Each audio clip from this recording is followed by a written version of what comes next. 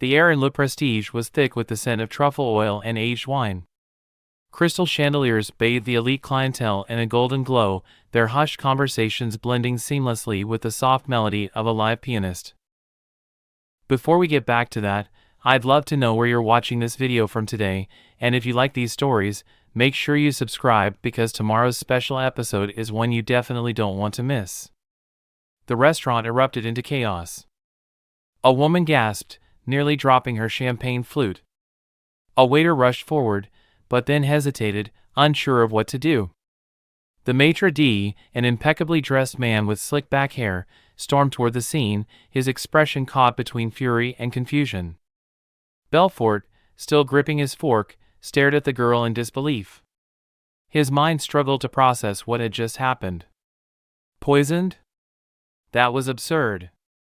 Impossible. His gaze dropped to the plate, the ruined food now smeared across the pristine white tablecloth. Who are you? His voice was low, but firm. The girl, still panting, wiped her eyes with the sleeve of her faded pink hoodie. She looked terrified, yet determined. You can't eat it, she stammered. Someone put something in it. Belfort narrowed his eyes. Who? The girl's lower lip trembled. She shook her head. I don't know his name. But I saw him. I saw him do it. A sharp, commanding voice cut through the air. What is the meaning of this? The maitre d' had arrived, his expression a mask of polite outrage. Sir, is this child bothering you? Belfort hesitated. Something about the girl's eyes stopped him from dismissing her outright. They were filled with raw fear, not the fear of someone causing trouble, but the fear of someone who had seen something terrible. I want to know what she means, Belfort said coolly, turning back to her. Who put something in my food? The girl looked around as if afraid someone was watching. A man, she whispered. In the kitchen. I saw him sprinkle something in your food before they brought it out. The maitre d' let out a breathy laugh, as if relieved. Sir, this is obviously a misunderstanding. We have the finest chefs in the city. There is no. Belfort held up a hand. Get the chef. Now. A flicker of annoyance crossed the maitre d's face, but he nodded and signaled for a waiter. The room was still tense, whispers running through the tables like wildfire. Belfort turned back to the girl. What's your name? She hesitated. Mia. Mia, he repeated, testing the name on his tongue. And how did you get in here? Mia dropped her gaze. I wasn't supposed to. She hesitated before mumbling, I was looking for food. Belfort's stomach twisted slightly at the confession. This child had probably wandered in from the streets, hungry, desperate. But that didn't explain how she knew about the food. Before he could ask anything else, a man in a white chef's coat appeared, looking bewildered. The head chef. Is there a problem, Mr. Hastings? The chef asked, glancing between him and Mia. Belfort leaned back in his chair, crossing his arms. She says someone tampered with my food before it was served. The chef's brows shot up. That's ridiculous. Belfort watched him closely. Is it? The chef let out a nervous chuckle. Sir, we run a 5-star kitchen. There is no way anyone could have. Mia suddenly took a step back. It wasn't him, she blurted out. It was one of the sous chefs. A tall man with a scar on his arm. The chef's face paled. The room went completely silent. Belfort caught the flicker of recognition in the chef's eyes, just for a second, but it was enough. He knew exactly who Mia was talking about. A slow, icy dread crept into Belfort's veins. He looked at his ruined meal. If this girl hadn't stopped him. He turned back to Mia, his voice low but sharp. How do you know it was poisoned? Mia swallowed hard. Because I've seen him do it before. The tension in Le Prestige was suffocating. Gasps had turned into whispers. whispers into murmurs. A ripple of unease spread across the elegant dining hall like a slow-burning fuse. Belfort Hastings sat frozen, fork still in hand, his meal now a splattered mess on the pristine white tablecloth. Across from him, the little girl, dark curls wild, eyes gleaming with desperation, stood trembling. She had slapped the fork out of his hand. She had screamed that his food was poisoned. And now, the entire restaurant was watching. A man of his stature was used to being observed. Business tycoons, politicians, even celebrities, all eyes were usually on them, but never like this. Not with a scandal brewing in real time. He exhaled, controlled and slow, letting the weight of the moment settle. Then, in a voice as sharp as a blade, he said, "Explain." "Now." The girl swallowed, stepping back instinctively. Her lip trembled, but she stood her ground. I saw him do it," she whispered. Belfort narrowed his eyes. "Who?" She didn't answer right away. Instead, her gaze flickered past him, toward the open archway leading to the kitchen.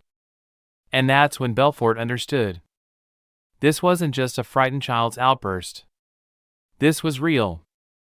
And somewhere beyond that door, the man who had tried to kill him was still inside. The maitre d', a tall, thin man with slick back hair and the forced politeness of someone who had seen too much money to argue, cleared his throat and took a stiff step forward. "Sir, I deeply apologize for..." Belfort cut him off with a single raised hand. His focus remained locked on the girl. Her shoulders were rising and falling quickly, as if she had run here. As if she had been chased. Belfort leaned forward slightly. "Tell me exactly what you saw." The girl's throat bobbed. She took another step back. The weight of a dozen eyes pressing against her tiny frame was overwhelming. Her voice was shaking now. "I was in the back, near the kitchen. I saw one of the cooks take a small bottle from his apron and pour something into your food." Belfort's grip on the table tightened. "Describe him." She hesitated. He was tall. Light-skinned. A scar on his arm. The maitre d' visibly tensed. And just like that, Belfort had his answer. This wasn't a misunderstanding. It wasn't a mistake. This was an execution attempt. And the man who had poisoned his food was still in this building. The moment he realized it, Belfort moved. Fast. He stood so abruptly that his chair scraped against the marble floor. His heartbeat was steady, but his blood was thrumming with a dangerous rhythm. He turned to the maitre d'. "Get the head chef." "Now." The man hesitated. Belfort's voice turned ice cold. "Now." The maitre d' practically ran. The girl flinched as Belfort turned back to her. He noticed her hesitation, her instinct to pull away. She had been afraid for a long time. He softened his tone. "What's your name?" She didn't answer at first. Then, just barely audible. "Mia." Mia. A simple name, but when she said it, it felt heavier than it should have been. Like it belonged to someone who had learned, too early, that the world could be cruel. Belfort nodded. "You did the right thing, Mia." She looked down, wringing her small hands together. "I know," she whispered. "That's why I'm scared." A door swung open near the back of the restaurant. A man in a white chef's coat strode in, his sleeves rolled up, just enough for Belfort to see the faint edge of a scar running along his forearm. Mia tensed instantly. Belfort noticed. The man, one of the sous chefs, kept his composure, but only barely. His face was neutral, but his hands were shaking. "Sir," the head chef began, "is there a..." Belfort cut him off. "You." His voice was quiet, but it stopped the sous chef cold. The man hesitated. "Sir?" Belfort's gaze didn't waver. "Come here." The sous chef hesitated just a second too long. And that's how Belfort knew. That's when the entire room knew. He wasn't innocent. The sous chef took a single step back. Then another. And then, he ran. The restaurant erupted into chaos. Diners gasped. Tables were knocked over. A woman shrieked, asterisk, asterisk, asterisk, asterisk. Belfort didn't hesitate. He moved, fast, his body surging with the kind of adrenaline that only comes from knowing someone just tried to kill you. The sous chef sprinted through the kitchen doors, shoving past staff, nearly slipping on the tile. Belfort was right behind him. The scent of burnt butter and seared steak filled the air as he dodged a swinging pan, barely missing a collision with a line cook. The back exit was just ahead. The sous chef reached for the door handle. Belfort grabbed him by the collar and yanked him backward. The man stumbled, twisted, tried to throw a punch. Belfort ducked. Then he slammed the man against the cold, steel counter. Hard. Silverware crashed to the floor. For the first time, the sous chef looked terrified. Belfort's voice was low. Dangerous. Who sent you? The man's breathing was ragged. He struggled, but Belfort wasn't letting go. I don't know his name. Belfort slammed him against the counter again. Try again. The man was shaking now. He swallowed hard, eyes darting around, searching for an escape. And then, he whispered it. One name. Ludovico. Belfort's world went silent. His grip loosened. Just for a second. But it was enough. The sous chef shoved him back, kicked open the back door, and disappeared into the night. Belfort stood in the empty kitchen, fists clenched, his pulse hammering in his ears. He had heard that name before. Ludovico. It wasn't just a name. It was a ghost. And if Ludovico was behind this wasn't just an assassination attempt. It was a declaration of war. The tension in Le Prestige was suffocating. No one dared to speak. The clinking of glasses and quiet murmur of conversation had vanished, leaving only the heavy weight of suspicion hanging in the air. Belfort's gaze never left the chef's pale face. He was watching for the slightest crack in his composure. The chef knew something. Mia stood close to Belfort now, gripping the edge of his jacket like a lifeline. He could feel the slight tremor in her small hands. I demand to know who she's talking about, Belfort said, his voice firm. The chef forced a tight smile. Sir, this is absurd. We have the highest standards of. Enough. The single word cut through the room like a blade. Belfort turned to the maitre d'. Get the sous chefs. All of them. Now. For a moment, the maitre d' hesitated, looking as though he wanted to argue. But Belfort Hastings wasn't a man to be denied. With a curt nod, he spun on his heel and disappeared into the kitchen. The chef let out a breath and glanced at Mia. Sir, this girl, she's a street kid. She probably snuck in here to steal something and made up a wild story too. I saw him, Mia interrupted, her voice shaking but resolute. A tall man. A scar on his arm. Belfort noticed something then, something small, but telling. The chef's hand twitched. Not much. Just a slight movement, barely perceptible. But it was there. The man was nervous.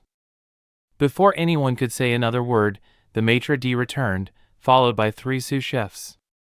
Belfort's eyes scanned them, but his focus zeroed in on one man immediately. Tall. Strong build. The sleeve of his chef's coat was pushed up just enough to reveal a jagged scar along his forearm. Mia tensed beside him. That's him, she whispered. The man's gaze flickered to her.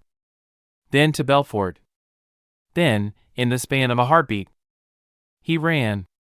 Shouts erupted as the scarred sous chef shoved past the other staff and bolted toward the back exit. Stop him, someone yelled. But Belfort didn't wait. His instincts kicked in, the same instincts that had made him one of the most ruthless businessmen in the country. He moved fast, knocking his chair back as he lunged forward. The sous chef had nearly reached the back door when Belfort grabbed him by the collar and yanked him backward. The man twisted, throwing a desperate punch. Belfort dodged it, slamming him against the wall. "Who sent you?" he growled. The sous chef struggled, his breath ragged. I don't know what you're talking about." "Don't lie to me." Belfort's grip tightened. His voice dropped to something dangerous. "Who sent you?" The man clenched his jaw, his eyes darting toward the restaurant staff that had now gathered, watching in shock. Belfort could feel it, the hesitation, the fear. Mia stepped forward, her small voice cutting through the thick air. "If he hadn't stopped you, you'd be dead." That was it. That was the breaking point. The sous chef exhaled sharply, his body sagging against the wall. His eyes flickered with something between panic and resignation. Then he whispered one name. Ludovico. Belfort's stomach dropped. That name, he knew it. Mia gasped. The chef turned ghostly pale.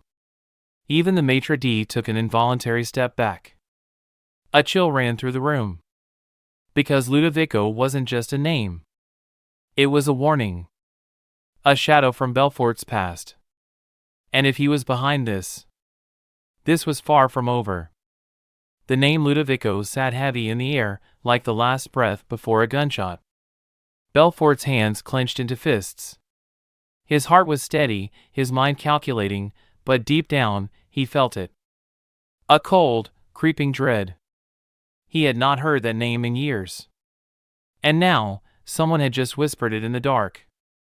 The sous chef's footsteps faded into the night as he ran. But Belfort didn't chase him. No. Because this wasn't about the runner. This was about who sent him. He turned slowly, his body still thrumming with the adrenaline of the fight, and locked eyes with Mia. The little girl stood in the doorway of the restaurant kitchen, small and fragile, but her dark eyes held something old.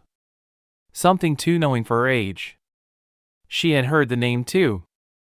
And she was afraid. Belfort stepped forward. "Mia." She looked up at him. Silent. Still. Then, in a whisper so faint he almost missed it, she said, "We need to go."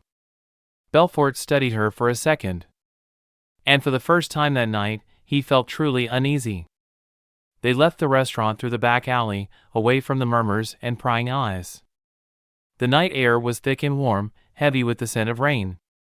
The city skyline loomed over them, a glittering fortress of power, deception, and danger. Mia walked beside him, small and quiet. "Who is Ludovico?" she finally asked. Belfort exhaled. How did he explain it? That Ludovico wasn't just a man, but a shadow? That he wasn't just rich, but untouchable? That long before Belfort had ever been a household name, he had done business with the devil? He kept his voice even. Someone who should have disappeared a long time ago. Mia stared at him. But he didn't. Belfort looked away. No. He didn't. And now, he was back. Mia bit her lip. He's the one who ran the Haven, isn't he? Belfort froze. Slowly, he turned his head toward her. Mia's small hands curled into fists. You knew, didn't you? Belfort's chest tightened. Not because she was wrong, but because she was right. Years ago, before Belfort became the Belfort Hastings, he had built his empire on the ruins of others. He had made deals. Looked the other way. And Ludovico had been one of those deals. At the time, the Haven had seemed like a legitimate investment. A charity for displaced children. A respectable front for whoever was backing it. Belfort never asked questions. He didn't need to. Money was money. Until, one day, the Haven shut down. There were whispers, corruption, disappearances, something much darker beneath the surface. And then, Ludovico vanished. No arrests. No headlines. Just, gone. Belfort had assumed the man was either dead or smart enough to disappear forever. But now, his name was being whispered in dark alleys. Now, he was playing a game again. Belfort clenched his jaw. And this time? He wasn't going to look away. Belfort's black sedan waited at the end of the alley. His driver stood by the door, still as a statue, eyes scanning for threats. Mia hesitated. Where are we going? Belfort opened the door for her. Somewhere safe. She didn't move. Mia, he said evenly. Get in the car. The little girl lifted her chin slightly. I'm not stupid, she murmured. No one's safe from him. Belfort exhaled slowly. You will be. Mia's fingers trembled at her sides. Do you promise? Belfort hesitated. He didn't make promises. Because in his world, promises got people killed. But he looked down at this tiny, fierce, haunted child, the only person in the last decade who had ever done something for him without asking for anything in return. And he made one anyway. Yes. Mia climbed into the car. Belfort shut the door behind her. And as the city lights flickered outside, he pulled out his phone and made a call. Find him. A pause. Then, from the other end of the line. Ludovico? Belfort's grip on the phone tightened. I want every lead. Every connection. Every whisper in this city. I want to know where he is. Silence. Then a slow, measured reply. You know what happens if you go after him, right? Belfort's lips curled into a grim smile. Oh, I'm counting on it. He ended the call. Outside, the city burned bright with power and greed. And somewhere out there, Ludovico was watching. The black sedan rolled through the city streets, smooth and silent. Mia sat in the back seat, small against the leather interior, staring out the window with hollow eyes. Belfort could feel her tension. She was afraid. But not just of Ludovico. She was afraid of what happened next. So was he. Then, the driver spoke. Sir. Belfort glanced up. The driver's voice was calm, but his hands tightened on the wheel. There's something you need to see. Belfort frowned. What? The driver flicked a button, turning on the car's small interior screen. A news report flashed onto the screen. A crime scene. Police. Flashing lights. Then, a body. A body that Belfort recognized instantly. Mia gasped beside him, hands flying to her mouth. Because there, in the middle of the news feed, was the sous chef. Dead. Face down in an alley. A bullet in his skull. And next to him? A single note. Belfort already knew what it said. But the camera zoomed in, and his stomach still turned to ice. Stay out of this. The screen flickered. The driver turned it off. Silence filled the car. Mia's voice was barely a whisper. He knows. Belfort exhaled through his nose. Yes. Ludovico knew. And this? This was just the beginning. The name Ludovico hung in the air like a curse. Belfort let go of the sous chef, shoving him against the wall one last time before stepping back. The man gasped for breath, his eyes darting toward the door, as if debating whether to make another run for it. But there was nowhere left to go. Mia clutched at Belfort's sleeve. Who is Ludovico? She whispered. Belfort didn't answer right away. His hands curled into fists, his mind spinning. He hadn't heard that name in years. And now, someone had just tried to kill him. The maitre d' cleared his throat, his polished composure shattered. And Mr. Hastings, I assure you, our establishment has nothing to do with. Belfort shot him a sharp glare. Shut up. The maitre d' snapped, his mouth closed. Belfort turned back to the sous chef. Who ordered you to do it? His voice was controlled, but there was a lethal edge beneath it. The sous chef swallowed hard. He hesitated, then shook his head. I don't know. Belfort clenched his jaw. He could tell the man was lying. But before he could press further, Mia suddenly spoke. He was scared before I even pointed him out, she said softly. The sous chef stiffened. Belfort looked down at her, intrigued. What do you mean? Mia bit her lip. When the chef said I was lying. I saw him flinch. He was already scared of being caught. Belfort turned back to the sous chef. The man's face had gone pale. She was right. The bastard had known this moment was coming the second Mia had spoken up. Belfort leaned in. Here's what's going to happen. You're going to tell me everything, or I'll make sure you disappear. And trust me, if Ludovico is involved, you don't want to be on your own. The sous chef shuddered at the name but still shook his head. I don't know much, he rasped. I swear. I was paid to do it. Cash. No names. Just an envelope with instructions to take care of your guest's plate. Belfort's blood turned cold. Someone had gone through the trouble of finding him, tracking his reservation, and bribing a kitchen worker just to get a plate of poisoned food in front of him. This wasn't random. This was personal. The maitre d' finally found his voice. Sir, perhaps we should. Belfort ignored him, turning his full attention to Mia. How did you know? He asked. Mia hesitated.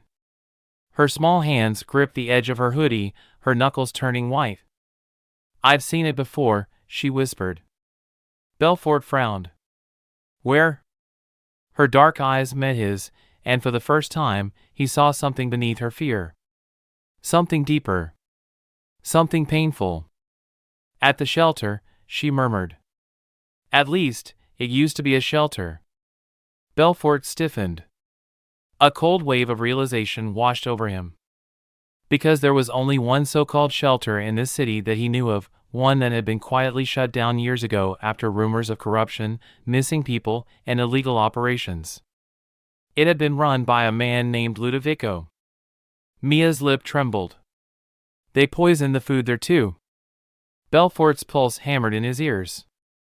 This wasn't just about him. Mia hadn't just witnessed something. She had survived something. And now, Ludovico's reach had extended far beyond a rundown shelter. He had just sent a message. And Belfort Hastings intended to send one back. The corpse lay in a pool of dark crimson, the rain spreading the stain across the pavement. The body belonged to the sous chef, the man who had tried to poison Belfort just hours ago. His face was frozen in a mask of fear, eyes open, lips parted as if he had died mid-breath. A single bullet hole marred his temple, a clean execution shot. And beside him, a piece of paper fluttered in the wet wind. Stay out of this. Belfort stared at the screen in his car, his jaw tightening. Ludovico's first message had been subtle, a poisoned meal, a warning from the shadows. This was a declaration of war. Mia sat beside him in the car, her small hands clenched into fists. She didn't look away from the screen, her face pale, eyes dark with an emotion too heavy for a child to carry. She knew this wasn't just about Belfort anymore. It was about her, too. The driver's voice broke the silence. Orders, sir? Belfort's grip on the leather armrest was like iron. The old version of him, the businessman, the dealmaker, might have walked away. Might have taken the warning, let this slide, focused on self-preservation. But that man no longer existed. This wasn't a game of power anymore. This was personal. Take us to my office, he said, voice cold. The driver nodded. The car pulled away, the city lights casting shadows over them as they disappeared into the night. The Hastings Tower loomed high over the city, its imposing glass facade reflecting the stormy sky. Inside, the air was thick with silence. Most employees had left for the night, leaving only the faint hum of security monitors and the occasional flickering of city lights below. Belfort stepped into his office, a sprawling penthouse at the top of the building. Floor-to-ceiling windows overlooked Los Angeles, and sleek mahogany furniture gleamed under dim lighting. Mia followed him inside. She didn't sit. She stood by the window, hugging herself, as if trying to disappear into the view. Belfort poured himself a drink, not because he needed it, but because it gave his hands something to do. He turned to face her. "You know more than you're saying," he said evenly. Mia didn't react at first. Then, "I didn't think he was still alive," she whispered. Belfort set the glass down.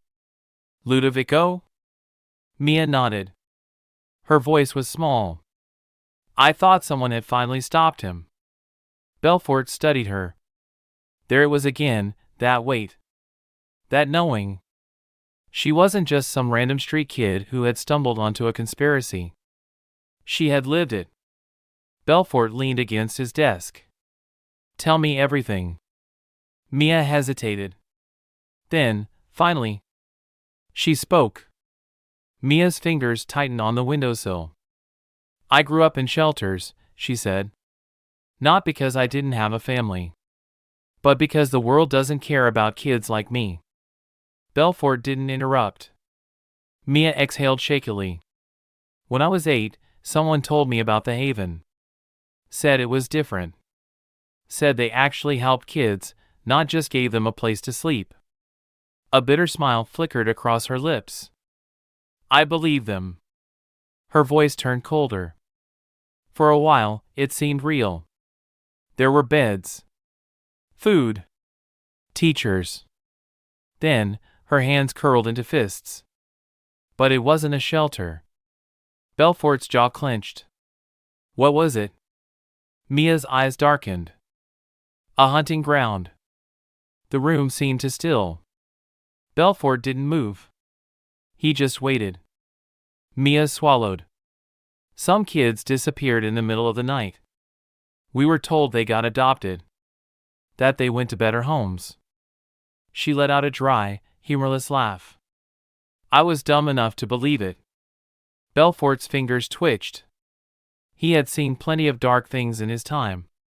But this? This was worse. Mia's voice turned quieter.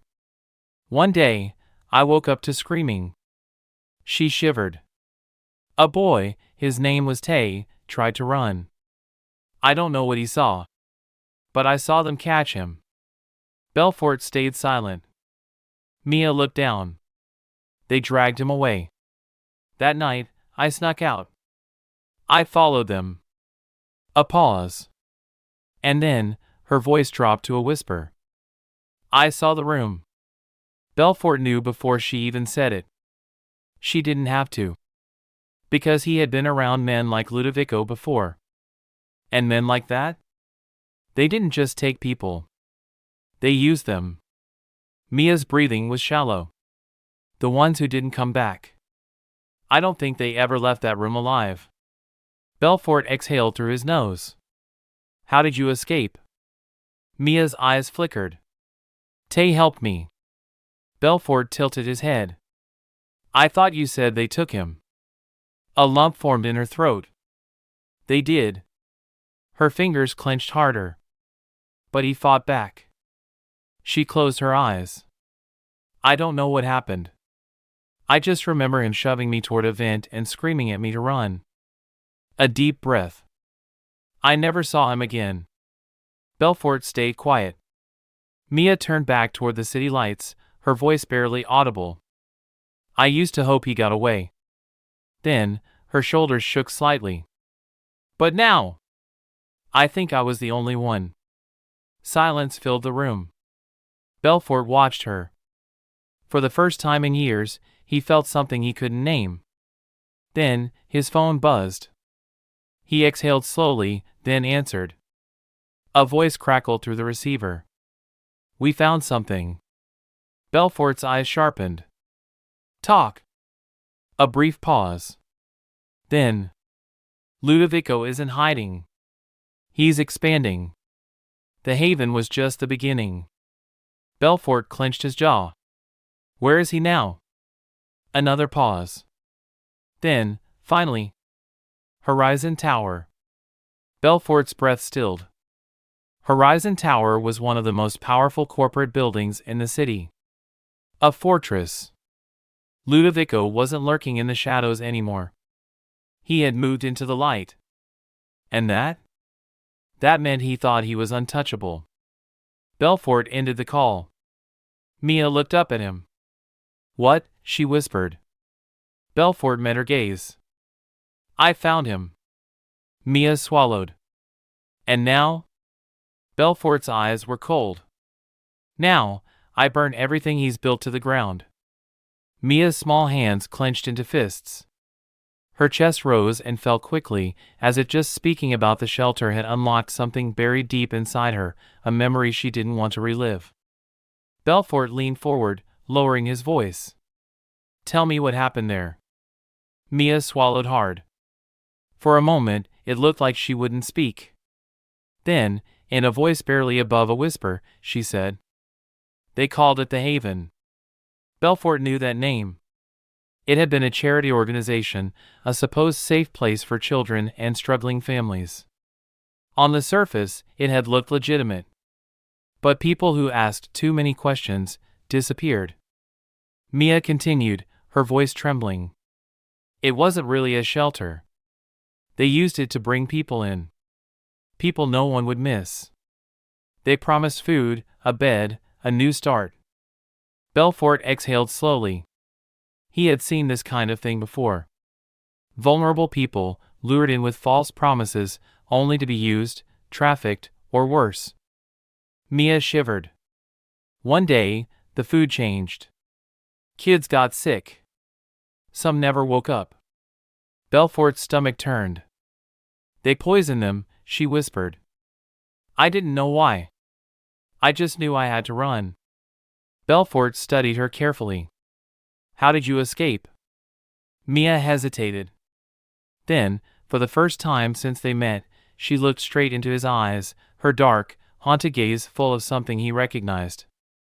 Survivor's guilt. "There was a boy," she said quietly. "Tay. He distracted them. Told me to run and not look back." Belfort's jaw tightened. Mia pressed her lips together. "I never saw him again." Silence stretched between them. Then, Mia's expression hardened. "That's why I knew about your food. The smell. The way it looked. It was just like what they used at the Haven." Belfort nodded slowly, piecing it together. Whoever had been running the operation at the Haven hadn't stopped. They had simply moved on, and now, they had made a mistake. They had left a survivor. Belfort stood abruptly, turning to the maitre d'. "Call the police." The maitre d' blanched. "Sir, I—" Belfort cut him off. "I don't care about your reputation. I want this man arrested." He nodded toward the sous chef, who had gone completely limp with resignation. The maitre d' hesitated. Then, under Belfort's burning stare, he pulled out his phone. Mia watched the sous chef with wary eyes. "They'll kill him." Belfort turned back to her. She wasn't wrong. If Ludovico's network was still operational, then this sous chef was a loose end. He wouldn't make it through the night in prison. And maybe that was justice. Belfort knelt beside Mia. "Ludovico's people, do you think they still know you're alive?" Mia's expression was unreadable. "I don't know. I hope not." Belfort exhaled sharply. He knew what he had to do. He stood and reached into his wallet, pulling out a sleek black business card. He handed it to Mia. "My driver's outside," he said. "He'll take you somewhere safe." Mia frowned. "Why are you helping me?" Belfort hesitated. He could have given her a dozen answers. He could have told her that he didn't like loose ends, that he had enemies and didn't want to owe anyone. But the truth was simpler. He saw himself in her. A survivor. Someone who had barely escaped the worst and had no one left to turn to. "You saved my life tonight," he said. "That makes us even." Mia took the card but didn't move. She was watching him carefully, as if trying to decide if she could trust him. Finally, she whispered, "What are you going to do?" Belfort straightened, his expression turning to stone. "I'm going to find Ludovico." Mia blinked. "And then?" Belfort's voice was quiet. "Cold. I'm going to end this." Horizon Tower loomed over the city like an emperor, its sleek glass facade reflecting the restless glow of Los Angeles. It was a symbol of wealth, of power, of untouchability. It was also Ludovico's throne. Belfort sat in the back seat of his black sedan, watching the building through the tinted glass. A quiet storm brewed behind his cold expression. Ludovico wasn't hiding in the shadows anymore. He had moved into the light. And that meant he thought he was safe. Belfort smiled faintly. He wasn't. Inside the car, the air was thick with quiet tension. Across from Belfort, his most trusted fixer, Cole Bennett, sat reviewing a blueprint of Horizon Tower on a sleek tablet. A former intelligence operative turned professional problem solver, Cole was the kind of man who didn't ask questions, he just made things happen. He tapped the screen, zooming in on the top floors of the tower. "Ludovico occupies the penthouse," he said. "Security's tight. Facial recognition, biometric scans, private guards on every level past the 60th floor." Belfort nodded, his fingers steepled beneath his chin. "And the lower levels?" Cole smirked. "Standard corporate bullshit. Offices, finance departments, conference rooms. The good news? The security's less intense down there. The bad news?" He looked up. "We can't go in through the front." Belfort exhaled slowly. He already knew that. "You have a way in?" Cole's smirk widened. "I always do." He pulled up a new screen, revealing a side entrance, an underground loading dock used for private deliveries. "It's our best shot," he said. "Minimal guards. No cameras inside. Leads directly to the service elevators." Belfort studied the screen. "How long until they know we're inside?" Cole shrugged. "Depends. If we're quiet, we might get all the way to the 60th floor before they notice." He paused. "If we're not quiet, well, we'll be dead before we hit 50. Belfort chuckled, but there was no humor in it. He wasn't planning to be quiet. He was planning to make a statement. Mia sat quietly in the back corner of the car, small but sharp-eyed. She hadn't said much since they left Hastings Tower.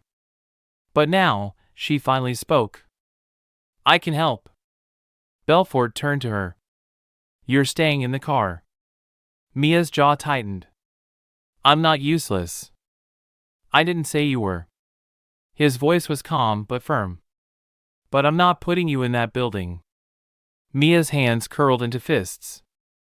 "I know his world. I know his people. You need me." Belfort studied her. She wasn't wrong. Cole looked between them, then exhaled. "She's got a point. And, lucky for us, I might have a way to use that." Belfort arched a brow. "Go on." Cole pulled up a security feed. "Ludovico still runs a closed network, meaning external hacking is useless. But," he tapped the screen, "there's an internal access point on the 40th floor. If we can get someone inside, we can shut down the security feeds for 5 minutes." Belfort frowned. "That's not long enough to get to him." Cole grinned. "No. But it's long enough to get past the first wave of guards." Mia sat forward. "I can do it." Belfort hesitated. Then, he nodded. "Cole," he said. "Get her in." The service entrance was unguarded, just as Cole had predicted. Belfort and Mia slipped inside, moving through the narrow concrete corridors that smelled of industrial cleaner and machine oil. Ahead, a security door blocked their way. Mia exhaled sharply. "Give me a minute." She knelt in front of the panel, her small fingers moving fast as she bypassed the keypad lock. Belfort watched her. She had been through hell. But instead of breaking, she had adapted. The lock clicked. The door slid open. Mia grinned. Told you I wasn't useless. Belfort smirked. They slipped inside. The 40th floor was quiet. Too quiet. Belfort's instinct screamed trap. Mia moved quickly, ducking behind a desk as she accessed the security terminal. Her fingers danced across the keyboard, pulling up the system override. A loading bar appeared. 1%. 5%. 10%. Belfort listened. Footsteps. A slow, measured rhythm coming from the hallway outside. His pulse steadied. 20%. 30%. Mia worked fast. But not fast enough. A shadow passed by the glass door. Belfort moved before he thought. The door swung open, a guard stepped inside. Belfort struck. A single, brutal punch to the throat. The guard stumbled, gasping. Belfort caught him by the collar and slammed him into the desk. A crack echoed through the room. The man went limp. Mia stared. That was fast. Belfort didn't look away from the door. Work faster. 50%. 60%. More footsteps. Running now. Mia's breath hitched. They know. Belfort reached for his gun. Then let's give them something to be afraid of. The moment the system hit 100%, the alarms cut out. A wave of darkness swept across the security monitors. For 5 minutes, Horizon Tower belonged to them. And Belfort was going to use every second. The doors burst open, 3 more guards flooded in. Belfort moved like a machine. 1 shot. The first guard dropped. A second rushed him. Belfort caught his wrist, twisted it back, and snapped the bone. The third, too slow. A single strike to the temple. Down. Mia barely breathed. Are they? Alive, Belfort muttered. But they'll wish they weren't. He turned back to her. Time's up. Let's move. Mia nodded, swallowing hard. They sprinted toward the elevators. Above them, Ludovico was waiting. And Belfort? He was bringing the storm. The elevator doors slid shut. Belfort checked his gun. Mia exhaled sharply. You think he knows we're coming? Belfort smiled. He does now. The numbers climbed. 50. 55. 60. Mia's hands trembled. She clenched them into fists. The elevator slowed. Ding! The doors slid open. And Ludovico's men were waiting.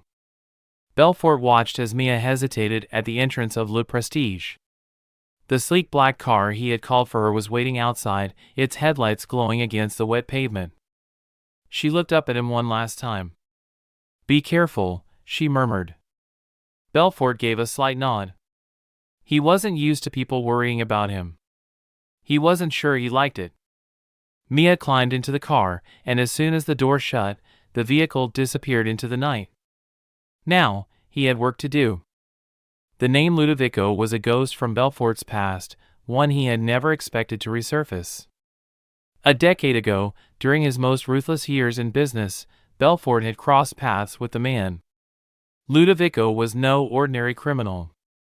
He was a master puppeteer, pulling strings behind charities, orphanages, and social programs, fronts that masked a much darker reality. Belfort had suspected things, but back then, he had looked the other way. He hadn't been a hero. He had been a businessman. Now, it was different. Now, Ludovico had tried to kill him.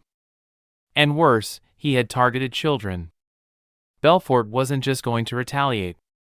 He was going to burn Ludovico's empire to the ground. The first clue. Belfort made one call. Then another.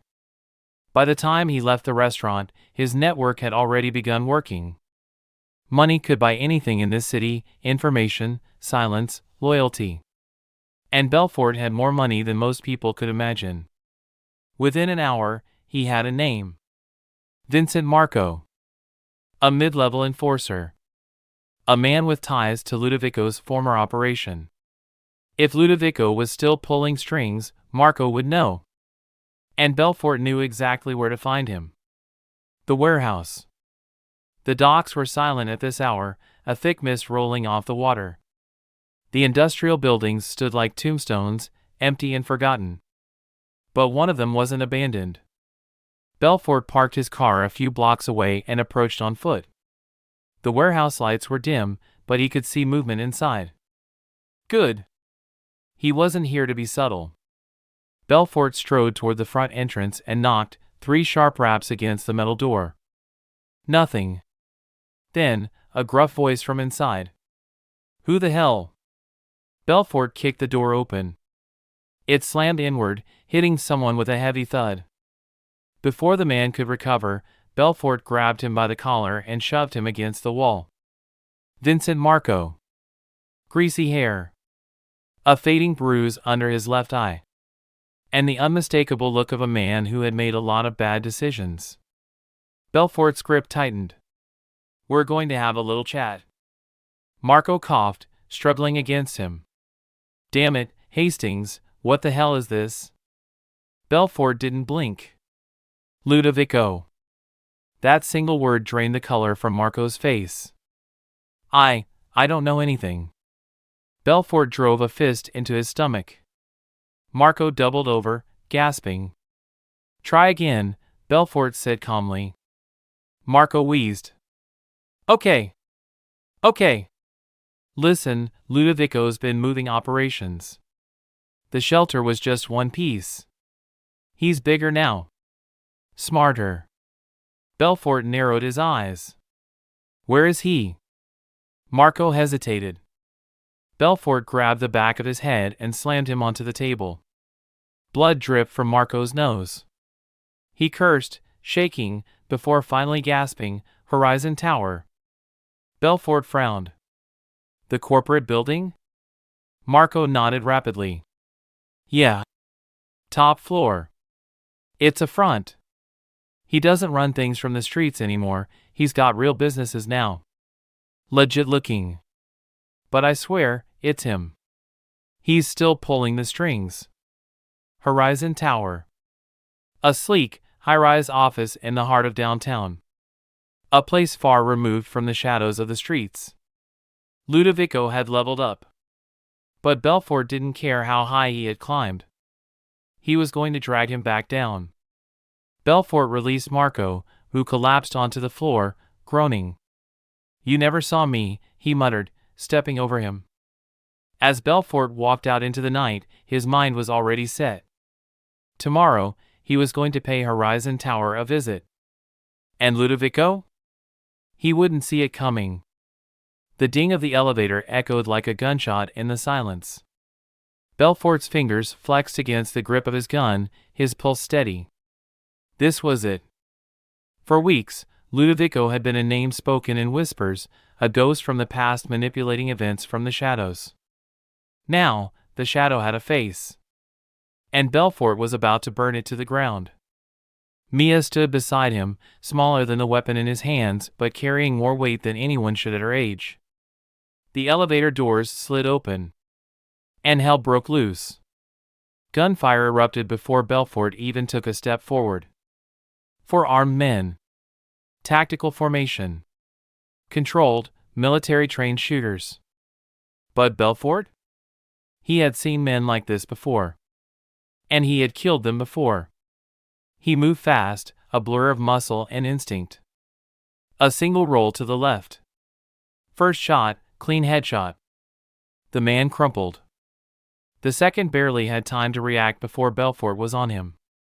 A brutal elbow to the jaw. The crunch of bone. A knife flicked into Belfort's hand, slashed across the throat. The last 2, already backpedaling. One reached for a radio. Too late. Belfort shot him in the knee, then kicked him forward into the other. They tumbled. He stepped over them, pressing his gun against the last man's temple. A whisper. "Where's Ludovico?"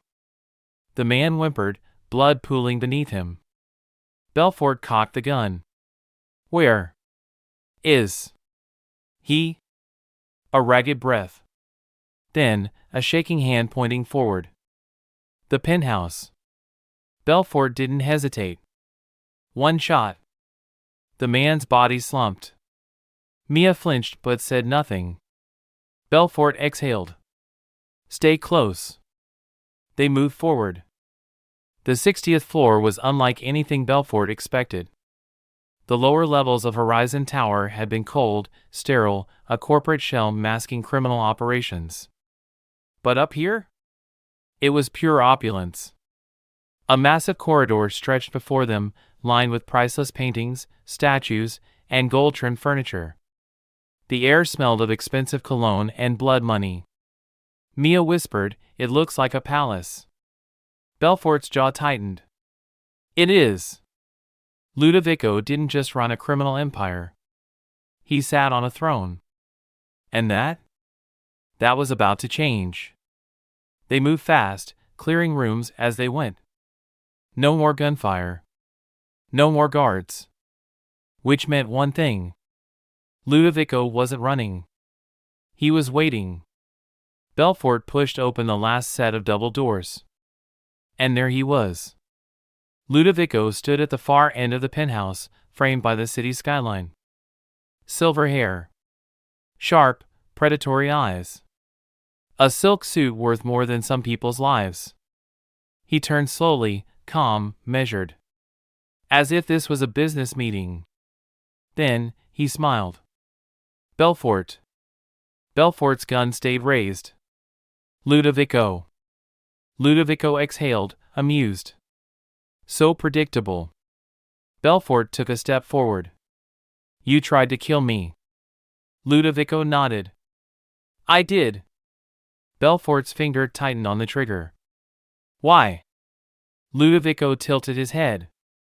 And then, he looked at Mia. And smirked. Belfort felt her tense beside him. Ludovico chuckled. "Ah. Now I see." His eyes flicked back to Belfort. "You still don't get it, do you?" Belfort's heartbeat remained steady. "Enlighten me." Ludovico's smirk widened. And then, he said something that changed everything. "She's not the one who got away. You are." Silence. Mia's breath caught in her throat. "Belfort?"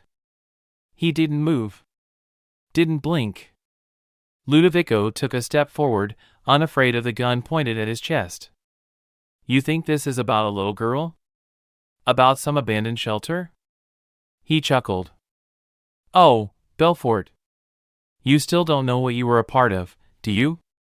Belfort's grip on the gun tightened. "Explain." Ludovico smiled. "Or what? You'll kill me? Without learning the truth?" A beat of silence. Then, Ludovico turned, picked up a small tablet, and tapped the screen. A video appeared on the massive penthouse screen. And then, Belfort saw something that made his blood go cold. A younger version of himself. A video from years ago. And in it? A contract. Signed. By him. A contract for the Haven. A contract funding Ludovico's operation. Mia gasped. "Belfort?"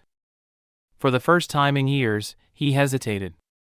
Ludovico watched him, eyes gleaming. "You never asked where your money went, did you?" Belfort's world tilted. He had funded the Haven. He had built the empire that nearly killed Mia. And now, Ludovico was using it against him. A slow clap. Ludovico smiled. "Welcome back, Belfort." Then, a gun pressed against the back of Belfort's head. A voice. Cold. Familiar. "Drop the weapon." Belfort knew that voice. And when he turned his head slightly, he saw something worse than Ludovico. He saw Cole. His fixer.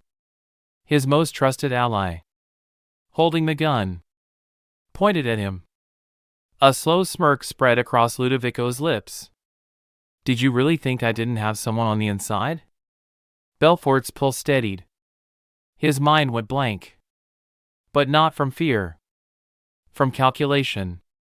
One shot. One move. That's all he needed.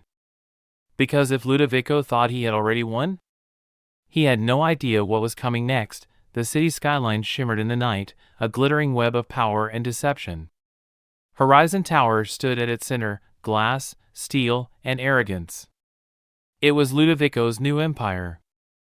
Belfort sat in his car across the street, his fingers tapping rhythmically against the steering wheel.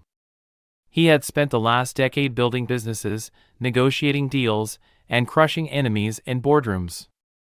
But tonight, he wasn't a businessman. Tonight, he was a hunter.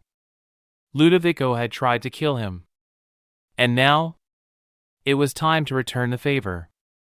Security was tight. Horizon Tower wasn't just some corporate office, it was a fortress. Private guards, surveillance, biometric scanners. Ludovico had covered his tracks well. But Belfort wasn't walking in through the front door. He stepped into a side alley, pulling out a stolen security badge acquired from a well-paid insider earlier that evening. He swiped it against a concealed panel near the loading dock. A soft beep. The door unlocked. Too easy. Belfort slipped inside. The hallways were sleek and silent, designed for efficiency, not comfort. He moved quickly, avoiding security cameras, navigating his way toward the top floor. Ludovico's lair. And then, voices. Belfort pressed himself against a wall, listening. Shipment is delayed. The girl caused problems. Belfort's muscles tensed. The girl. Mia. His heartbeat pounded. A second voice scoffed. Doesn't matter. Ludovico's already handling it. Hastings won't be alive much longer. Belfort smirked. We'll see about that. The two men walked past, oblivious to the shadow in the corridor. Belfort continued moving. Ludovico had just made his final mistake. The top floor was a different world. Where the lower levels were cold and sterile, Ludovico's private office was opulence incarnate. Floor-to-ceiling windows overlooked the city. Expensive art lined the walls. A marble desk sat at the center, dominating the room. And behind it, Ludovico. The man hadn't changed much. Sleek, silver hair. A sharp, calculating gaze. A predator in a suit. Ludovico looked up as Belfort entered, and, to Belfort's irritation, he smiled. Belfort Hastings, he murmured. I was wondering when you'd show up. Belfort closed the door behind him. I don't like surprises, he said coolly. Especially when they involve my food and a dead kid's poison recipe. Ludovico chuckled, leaning back in his chair. Oh, Belfort. His voice was smooth, like silk wrapped around a knife. You always were predictable. Always thinking you're the smartest man in the room. Belfort's patience was razor thin. I should kill you where you sit. Ludovico sighed. And yet, you haven't. Belfort's jaw tightened. Ludovico smirked. Because you know what I know. If I die, my empire doesn't fall. It expands. Belfort stared at him. Ludovico leaned forward, steepling his fingers. You are always good at destroying things, Belfort. But what happens when the thing you destroy has 1,000 heads? Belfort said nothing. Ludovico's smile widened. Kill me, and in 12 hours, Mia will be dead. Belfort's entire body went still. Ludovico chuckled. Ah. Now you understand. Belfort's mind worked at lightning speed. Mia was supposed to be safe. He had sent her away. Hidden her. But Ludovico had reached her anyway. Belfort wasn't in control. Ludovico was. For the first time that night, Rage flickered across Belfort's face. Ludovico tilted his head. "Now then," he murmured, pouring himself a drink. "Shall we discuss business?" Belfort's grip tightened into fists. His heartbeat hammered like a war drum in his chest, but his face remained unreadable. Ludovico had Mia. That changed everything. The older man smirked, swirling the amber liquid in his glass. "See, this is what separates us, Belfort." He took a slow sip. "You think power is about control. But real power," he set the glass down, "is about leverage." Belfort forced himself to breathe, to think. He had played games with billionaires, outmaneuvered corporate titans, and crushed entire industries, but Ludovico was different. Ludovico didn't just win. He eliminated. And now he had his leverage. "Mia." Belfort's voice was like steel. "Where is she?" Ludovico sighed. "You're still asking the wrong questions, old friend." Belfort took a step forward. "Tell me where she is, or I swear to God." Ludovico chuckled. "Or what? You'll kill me?" He gestured around the lavish office. "You think I don't have this place under surveillance? One bullet, and my people send the kill order immediately." Belfort's pulse pounded in his ears. He wanted to snap Ludovico's neck. But he couldn't. Not yet. Ludovico smiled, sensing his hesitation. "That's what I thought." Belfort's mind raced. Think! Think! He needed to flip the board, to take back control. He forced his breathing to steady. "What do you want?" Ludovico leaned back, pleased. "Now we're talking." Mia's eyes fluttered open. Her head pounded. Her arms ached. She was tied to a chair. The dim light buzzed overhead, casting eerie shadows against the concrete walls. The room was cold, damp. Smelled like rust and oil. A warehouse. Her pulse spiked as she struggled against the ropes digging into her wrists. Then, a voice. "You shouldn't have interfered, little girl." Mia froze. A man stepped forward from the shadows. Not Ludovico. Someone else. Tall. Bald. Scarred. She recognized him. He had been at the Haven. Mia swallowed hard. "Where am I?" The man smirked.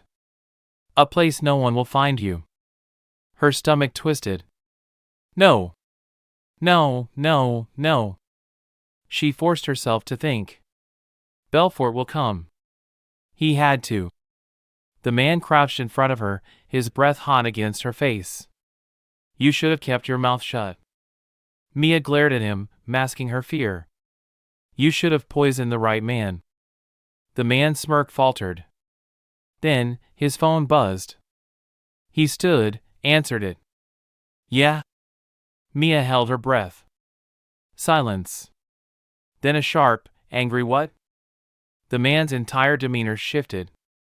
"No. No, that's not, he can't," his hand curled into a fist. "Fine." He hung up, eyes dark with fury. Mia's heart pounded. Something had changed. Then he turned to her. And smiled. "You're lucky, kid." He reached for his knife. The boss just changed his mind.